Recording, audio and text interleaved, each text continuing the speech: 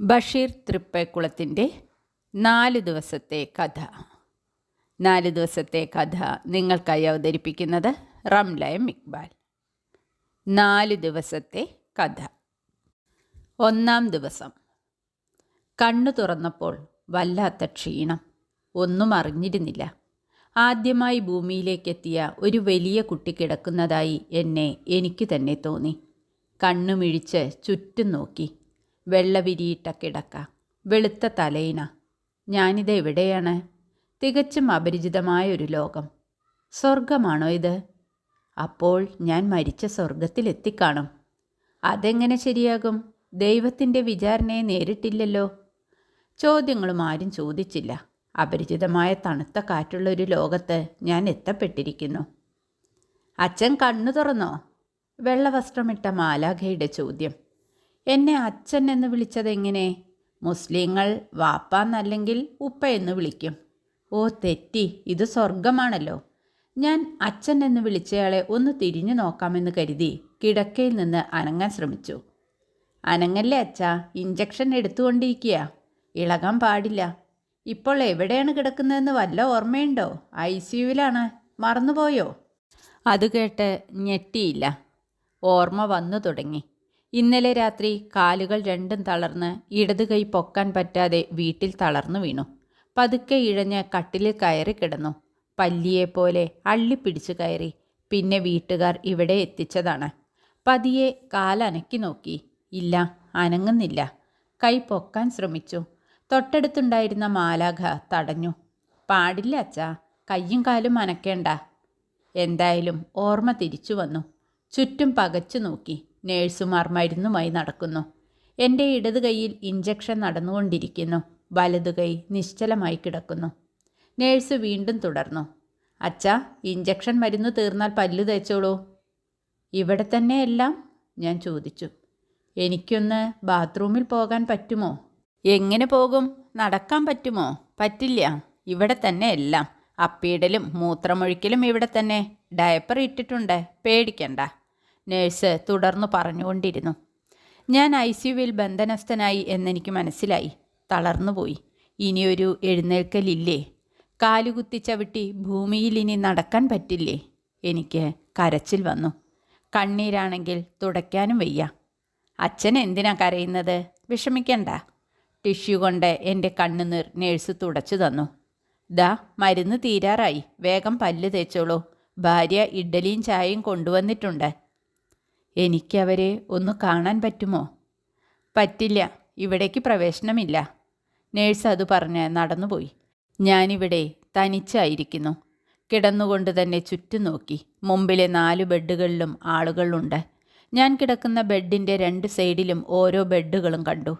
അപ്രതീക്ഷിതമായി ഞാൻ കിടന്നിരുന്ന ബെഡിൻ്റെ എതിർ സൈഡിലെ ബെഡിലേക്ക് ഒന്ന് നോക്കിപ്പോയി. അവിടെ ഒരാൾ എന്നെ നോക്കി ചാരിയിരിക്കുന്നു. എന്നെ തന്നെയാണ് നോക്കുന്നത്. നരച്ച തടിയുള്ള ഒരു മനുഷ്യൻ. പക്ഷേ കണ്ണുകൾക്ക് നല്ല തിളക്കം, നോട്ടം ശക്തം. 2-ാം ദിവസം. ഉറങ്ങി എഴുന്നേറ്റു. ഇപ്പോൾ ചാരിയിരിക്കാം. ഞാൻ സ്വയം ചെയ്യുന്നതല്ല, നേഴ്സുമാരുടെ സഹായത്താൽ ചാരിയിരിക്കാമെന്ന് മാത്രം. ഇവിടെ ഒരുപാട് കാലത്തെ താമസക്കാരനായതുപോലെ എൻ്റെ കണ്ണുകൾ എതിരെയുള്ള ബെഡിലേക്കായി. ആ മനുഷ്യൻ എന്നെ തന്നെ നോക്കി ചാരിയിരിക്കുന്നു. ഇപ്പോൾ ഒരു പരിചിതമായ മുഖമാണെന്ന് മനസ്സിലൊരു തോന്നൽ. ഒന്ന് സംസാരിച്ചാലോ? അതെങ്ങനെ നടക്കും? ഇഞ്ചക്ഷൻ എടുക്കാൻ നേഴ്സ് വന്നു. ഇപ്പോൾ ഇടത് കൈ സ്വതന്ത്രമാക്കിയിട്ടുണ്ട്. നേഴ്സ് അടുത്തുള്ള കസേരയിലിരുന്നു. പതുക്കെ ഇടതു കൈയിൽ സൂചി കുത്താൻ തുടങ്ങി. ഞാൻ ചോദിച്ചു, ആ ബെഡിൽ എന്നെ നോക്കിയിരിക്കുന്ന ആൾ ആരാണ്? പേരറിയാമോ? നേഴ്സ് ചിരിച്ചുകൊണ്ട് പറഞ്ഞു, ഒരു പേഷ്യൻ്റ്, അത്രമാത്രം. മിണ്ടാതിരിക്കുക. സ്ട്രോക്കിനുള്ള ഇഞ്ചക്ഷനാണ്. 10 മിനിറ്റ് പിടിക്കും. ഞാൻ നിശബ്ദനായി. ഇപ്പോഴും ആ മനുഷ്യൻ എന്നെ തന്നെ നോക്കിയിരിക്കുന്നു. ചിരിക്കുന്നു പോലുമില്ല. ഒരു പ്രത്യേക നോട്ടം. നേഴ്സ് ഇഞ്ചക്ഷൻ എടുക്കാൻ പോയി. പിന്നെ പതിവ് പോലെയുള്ള കാര്യങ്ങൾ. പല്ലുതേപ്പ്, ചായകുടി, കഞ്ഞി, അപ്പീടൽ, മൂത്രമൊഴിക്കൽ എല്ലാം കിടന്നുകൊണ്ട് തന്നെ ദിനചര്യകൾ തുടർന്നു. അതിനിടയിൽ ഒരുപാട് മരുന്നു തീറ്റകൾ. രസകരം, സുഖകരം, വേദനയുടെ പ്രണയങ്ങൾ അനുഭവിച്ച സന്തോഷമുള്ള ദിവസം. ഇന്നും എതിരെയുള്ള മനുഷ്യൻ്റെ നോട്ടം തുടർന്നുകൊണ്ടേയിരുന്നു. ഇപ്പോൾ രാത്രിയാണോ പകലാണോ? ഉറക്കം വരുന്നു. ഉറങ്ങി. 3-ാം ദിവസം. എല്ലാം ഉണ്ട് എന്നതും ഒന്നുമില്ലായ്മ എന്നർത്ഥമാക്കുന്നതും ഒന്നു തന്നെയാണ്. ലോകമുണ്ടാക്കി 7-ാം ദിവസം ദൈവം വിശ്രമിച്ചു. എന്തിന്? അവിടെയാണ് എൻ്റെ പ്രശ്നം. 7-ാം ദിവസവും ദൈവത്തിന് പണിയെടുത്തുകൂടായിരുന്നോ? അപ്പോൾ ദൈവത്തിനും വേണം വിശ്രമം. ചിരിക്കാതെ വയ്യ. ചിരിച്ചു ഉറക്കെ. ഇതെന്തൊരു ചിരിയാണച്ചാ? പതുക്കെ, തൊട്ടടുത്ത് വേറെ പേഷ്യൻസ് ഉണ്ട്, നേഴ്സ് വിനയത്തോടെ പറഞ്ഞുകൊണ്ടിരുന്നു. ഇന്നലെ രാത്രിയും അച്ഛൻ ഒരുപാട് കാര്യങ്ങൾ ഉറക്കത്തിൽ വിളിച്ചു പറയുന്നുണ്ടായിരുന്നു. എന്താ പ്രശ്നം? ഒന്നുമില്ല മോളെ, എല്ലാവരും ചിരിക്കട്ടെ, ICUവിലുള്ളവരും ചിരിച്ചു മരിക്കട്ടെ. എത്ര നല്ലതാണിത്. വേദനയ്ക്ക് പകരം ചിരി തരാത്ത ദൈവം വല്ലാത്ത സാധനം തന്നെ. നേഴ്സ് തലകുലുക്കി ചിരിച്ചുകൊണ്ട് നടന്നു നീങ്ങി. ഞാൻ വീണ്ടും ഒരു ദിവസം കൂടെ പിന്നിട്ടിരിക്കുന്നു. എന്നെ മാത്രം നോക്കിയിരുന്ന ആളെ കാണാൻ ഞാൻ എതിർ ബെഡിലേക്ക് നോക്കി. ഇല്ല, അദ്ദേഹം നീണ്ടു മലർന്നു കിടക്കുന്നു. ചുറ്റും നേഴ്സുമാർ, ഡോക്ടർമാർ. അയാളുടെ ഹൃദയഭാഗത്ത് ഒരു നേഴ്സ് പ്രസ് ചെയ്തുകൊണ്ടിരിക്കുന്നു. വളരെ ശക്തിയിൽ അമർത്തിക്കൊണ്ടിരിക്കുന്നു. എൻ്റെ കാര്യങ്ങൾ പതിവ് പോലെ നടക്കുന്നു. കാലുകൾ അനങ്ങുന്നുണ്ട്, കൈകൾ ഉയർത്താൻ പറ്റുന്നുണ്ട്. ആ മനുഷ്യൻ എന്നെ നോക്കാതെ കിടക്കുന്നത് എന്നിൽ അസ്വസ്ഥത ഉണ്ടാക്കിക്കൊണ്ടിരുന്നു. അയാൾക്ക് ചുറ്റും ആളുകളാണ്. എന്നെ നോക്കിയിരുന്ന പ്രിയപ്പെട്ട, ഞാൻ അറിയാത്ത മനുഷ്യ, പറ്റുമെങ്കിൽ നിങ്ങൾ എന്നെ ഒരു വട്ടം കൂടി നോക്കൂ. 4-ാം ദിവസം. ആദർശശാലികളായവരെ, അധ്വാനിച്ചുണ്ടാക്കിയതിൽ നിന്ന് നല്ലത് നിങ്ങൾ ഉപയോഗിക്കുക. മണ്ണിൽ നല്ലത് മാത്രം ഉൽപ്പാദിപ്പിക്കുക. മോശമായത് നിങ്ങൾ ആർക്കും ദാനം ചെയ്യരുത്. മണ്ണിലേക്ക് തന്നെ നിങ്ങൾ മടങ്ങേണ്ടതാണ്. നിങ്ങൾ ഭൂമിയുടെ എവിടെയായാലും അവസാനം ഒന്നു തന്നെയാണ്. അതിന് മാറ്റം വരികയില്ല, തീർച്ച. ആകാശഭൂമിയാണ് സത്യം. നീ നിന്റെ സമയത്ത് മരിക്കുക തന്നെ ചെയ്യും. ദുസ്വപ്നങ്ങൾ കണ്ടാണ് ഇന്നത്തെ പകലിൽ ഉണർന്നത്. ഇപ്പോൾ രാത്രിയും പകലും മനസ്സിലായി തുടങ്ങി. പല്ല് തേക്കാനുള്ള ബ്രഷുമായി വന്നാൽ നേരം വെളുത്തുവെന്ന് മനസ്സിലാക്കാം. ചോറ് തരുന്ന സമയം ഉച്ചനേരം.